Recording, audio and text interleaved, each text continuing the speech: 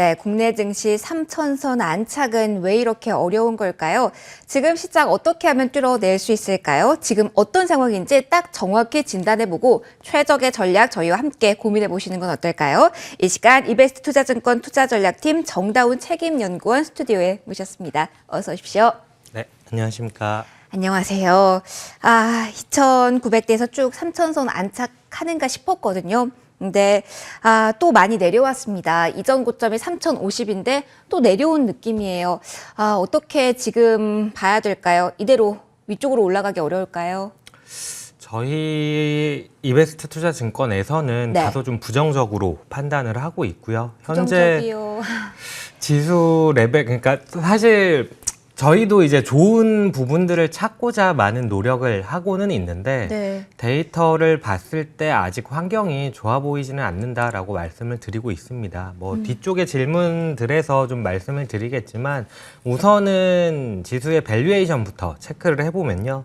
코스피 같은 경우에 PER이 현재 10.6배 정도입니다. 네. 상당히 낮다면 낮고 높다면 높은 그런 수준인데 장기적인 평균이 한 9.9배 정도 되거든요. 네. 이거보다는 약간 높은 수준이기는 하지만 연초에 코스피 PER이 14.6배까지 상승을 했었던 걸 감안하면은 상당히 좀 빠른 속도로 내려왔다. 이렇게 좀 평가를 할 수 있을 것 같고요. 다만 PER이 이렇게 낮아졌는데 왜 주가는 더 하락을 하느냐라고 보면은 이익에 대한 신뢰도가 상당히 좀 낮아져 있는 게 아닌가라고 저희는 좀 판단을 하고 있고요.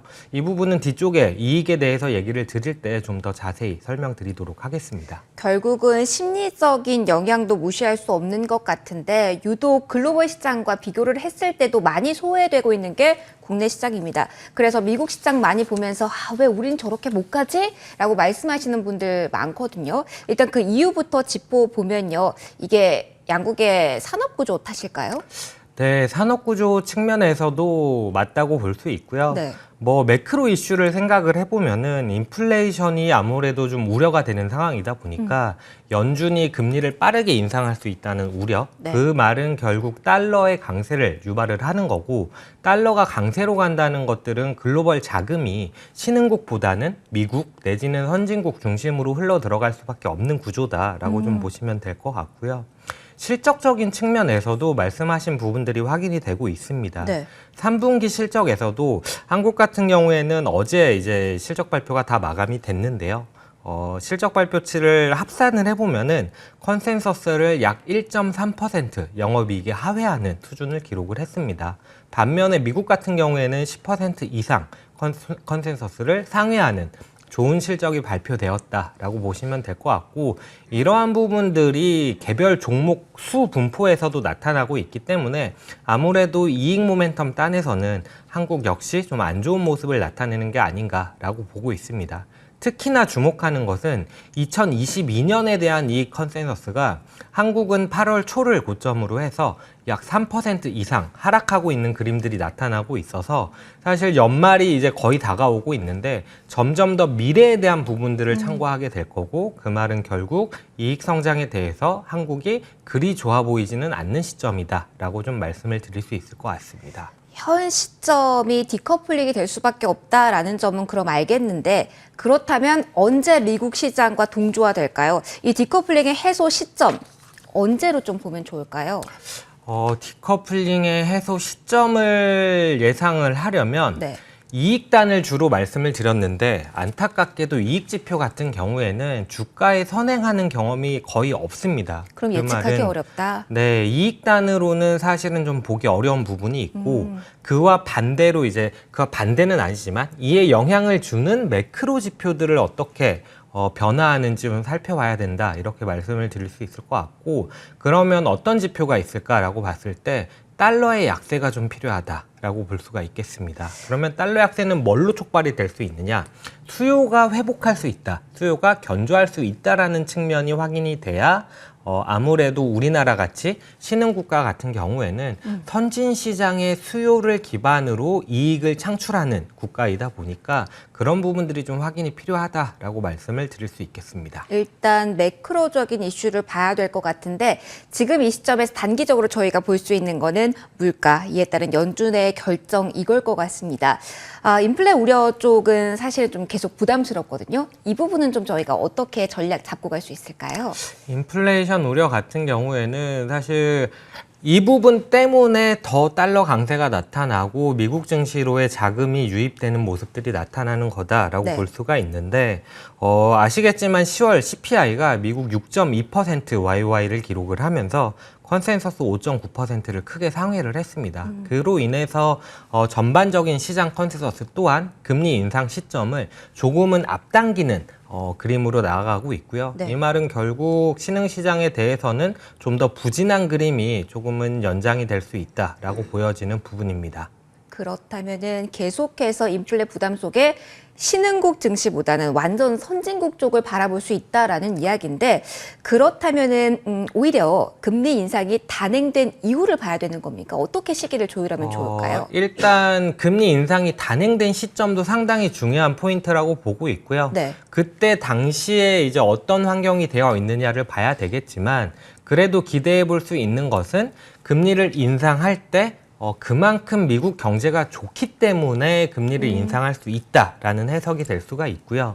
그와 더불어서 내년도 10월 정도에 중국의 지도부 교체가 있는데 네. 여기 이 정책적인 이벤트, 정치적인 이벤트를 앞두고 중국의 정책도 약간은 완화적으로 선회할 수 있다는 기대감이 있기 때문에 기준금리 인상 시점이 대략 한 3분기, 한 7월 정도로 시장 컨센서스가 형성되어 있다라는 점을 감안하면은 그 정도 시기를 한번 보는 것도 나쁘지 않아 보입니다. 여름 정도를 하우스 측에서는 보시는 건요? 일반적인 시장 컨센서스가 한 3분기 정도 네. 예상을 하고 있고요. 저희 역시 3분기 정도 예상을 하고 있습니다. 파월 의장이 연임할지 아니면 후임이 결정될지 아직 이야기는 안 나오고 있는데 이에 따른 리스크는 생각 안 해도 되는 걸까요? 그 부분에 대해서는 사실 파월 의장이 연임을 한다고 하더라도 이때까지 보여왔던 도비시한 모습들이 유지될 수 있느냐라는 부분에 대해서 저희는 좀 그렇진 않다고 판단하기 때문에 네. 그 교체만으로 좀 크리티컬한 이벤트가 되겠느냐라고 봤을 때 그렇진 않다라고 판단하고 있습니다. 일단은 매크로적인 흐름을 보면서 수급이 다시 우리 쪽으로 돌아오길 그 기다림의 시간이 좀 필요할 것 같은데 내실은 좀 보면서 기다려야죠. 우리 상장사들의 4분기 실적 같은 이야기는 좀 해보면서 조금 더 구체화할 수 있을 것 같습니다. 3분기 괜찮았는데 4분기는 어떨까요? 네, 4분기 이익 컨센서스만 놓고 보면은 상당히 좋은 수준을 예상을 하고 있습니다. 그렇지만 이 부분에 대해서 저희는 약간은 걱정을 하고 부정적으로 본다라고 말씀을 드릴 수 있을 것 같고 앞에서 PER 얘기를 드릴 때 분모단에 있는 이익단에 있어서 약간은 신뢰도가 낮은 게 아니냐 이렇게 네. 좀 판단을 하고 있거든요.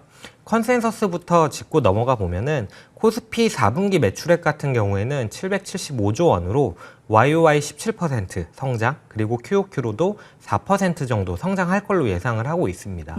3분기에 이미 사상 최고 매출액을 찍었거든요. 네. 근데 거기서 QOQ로도 더 올라간다는 것은 엄청나게 긍정적인, 낙관적인 희망이 좀 담겨 있다라고 보여지는 부분이고 영업이익 역시도 62.3조 원으로 예상을 하고 있어서 전년 동기 대비 73% 정도 증가할 걸로 예상을 하는데 다만 QOQ로는 약 9% 정도 하락할 걸로 예상을 하고 있습니다. 그럼에도 불구하고 영업이익 역시도 3분기가 사상 최고치였거든요. 네. 그런 점을 감안하면은 기대하는 수준은 상당히 좀 높다라고 보여지는 건데 이 기대가 높다라는 것은 약간 양날의 검 같은 그런 겁니다. 그러니까 기대치가 높았을 때 이걸 달성하면은 정말 좋아질 수 있겠지만은 네. 달성하지 못했을 때에는 그만큼 실망이 크다라고 할 수 있는 부분인데 우리가 이때까지 경험해 왔던 것들을 살펴보면 4분기에 일회성 비용이라든지 빅베스가 워낙 빈번하게 발생을 하다 보니까 영업이익률이 상당히 좀 빠지는 그림들을 보여왔거든요. 그걸 생각해 보면 4분기 실적을 좋게 볼 수 있을까라는 게 첫 번째 의구심이 되는 거고 네. 두 번째로는 4분기 실적이 서로 좋다 하더라도 22년도에 대한 이익 전망치는 약간은 부정적으로 바라볼 수 없는 게 아니냐 이렇게 보고 있는 건데 그 이유는 2021년이 상당히 이례적으로 실적이 좋았다고 보고 있어요. 왜 좋았느냐? 선진국이라든지 글로벌리 봤을 때 서비스 수요가 코로나로 인해서 어쩔 수 없이 막힌 상황에서 네. 정부에서 쥐어두는 현금을 가지고 재화에 대한 수요가 폭증할 수 있었던 환경이다. 그렇기 때문에 비용이 올라가도 원자재 가격이 올라가서 비용이 올라간다 하더라도 그 부분을 소비자에게 전가할 수 있었는데 22년은 그렇진 않아 보인다라는 측면에서 좀 걱정을 하고 있다라고 보시면 될 것 같습니다. 4분기 실적 시즌이 되면 내년 전망 1분기 어떻게 나오는지 좀 보셔야 될 것 같네요. 가장 좀 우려 섞인 섹터가 반도체일 것 같거든요. 이 부분만 좀 짧게 질문을 드릴게요. 특히 IT에 집중해서 본다면 상황은 어떻게 봐야 되는 건가요? 반도체 같은 경우에는 얼마 전까지는 슈퍼사이클에 대한 얘기가 나왔지만 이미 그 얘기는 많이 지나간 지 오래고 현재 시장의 컨센서스는 1분기까지 디램 가격이 빠질 거다라고 보는데 이게 과연 얼마나 빠질 것인지 그리고 빠진 이후에 얼마나 빠르게 올라올 것인지를 가지고 좀 논쟁이 있는 상황이거든요. 그래서 1분기까지는 좀 지켜봐야 되지 않겠느냐 이렇게 보고 있습니다. 1분기까지 좀 기다려야 된다라는 조언 주셨고요. 그럼 전반적으로 시장 어떻게 전략 가져가면 좋을지 포인트 마지막으로 짚어주실까요? 네, 짧게 좀 말씀을 드리면은 시장 전반적으로 지수의 상승을 노리기보다는 개별 종목 중심으로 약간은 우리가 과거에 좀 지루하다라고 생각했던 종목들이 더 좋을 수 있는 환경이다 이렇게 보고 있습니다. 유동성 측면에서 피크아웃이 되고 있는 상황이기 때문에 그런 부분들이 있고 이익단에서도 크게 올라가는 기대감을 가져가기엔 어렵기 때문인데요. 두 가지 아이디어로 뭘 제시해 드리느냐 하면은 배당 성장과 성장이 확인된 것들을 확인하자 이렇게 좀 말씀을 드리고 있습니다. 배당과 성장은 둘 다 좋은 유형들의 종목들인데 둘 간의 상관계수가 상당히 좀 낮게 유지가 되는 그런 스타일입니다. 그래서 그 둘을 조합을 했을 때 우리가 우수한 성과를 기대할 수 있다라고 보여지고요. 개별 종목이 어떤 게 선정이 되느냐라고 보면은 네이버라든지 리노공업, 아프리카TV, 나이스평가정보 같은 것들이 선정이 되고 있고요.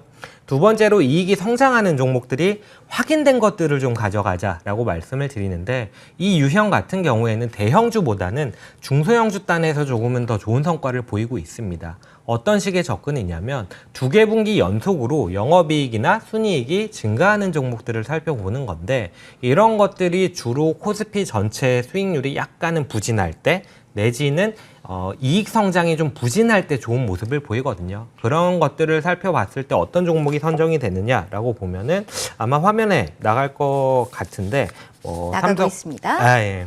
삼성바이오로직스라든지 삼성 SDI 같은 것들이 대형주고 중소형주 단에서는 IT 중소형주들 같이 나가고 있다라고 보시면 될 것 같습니다. 네, 다시 보기를 통해서 캡처를 하셔서 어떤 종목이 있는지 좀 면밀하게 살펴보시는 것도 좋을 것 같습니다. 지금까지 정다운 책임연구원과 함께 하셨습니다. 고맙습니다.